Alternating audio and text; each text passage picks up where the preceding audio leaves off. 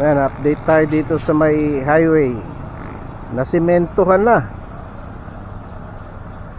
Ano ngayon? Tuesday.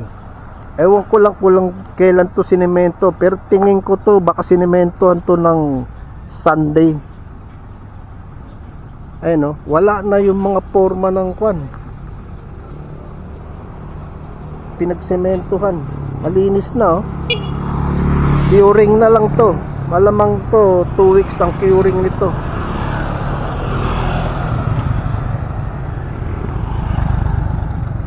Ayan, go signal yung galing kwan, galing Sindangan, Ipil.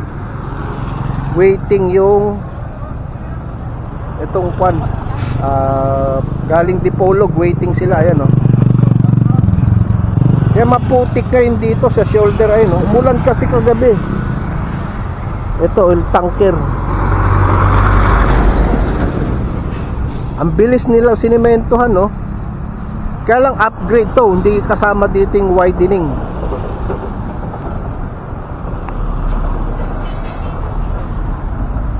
Ayun, dami sasakyan. Weekdays. Kaya marami nagbabiyahe ngayon.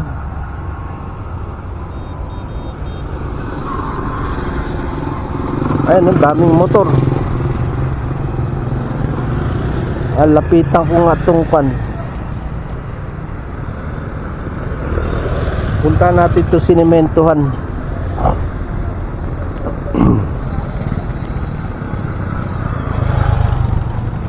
Ayan, o. Ito na yung pavement. Wala na yung forma dito, oh. Kaya malamang to linggo nila sinementohan to. Ay, may cut na rin doon sa construction joint to. Nakapag-establish na sila rito. Nakat na to. Ganda na, oh. Mas maganda sana to kung ma-widen nila.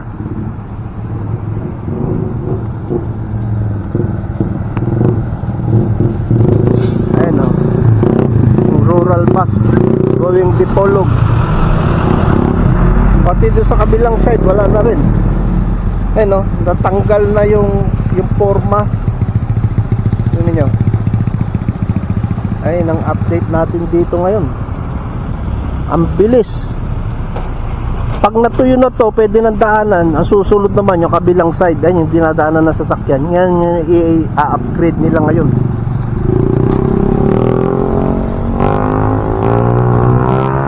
Yan, going Dipolog.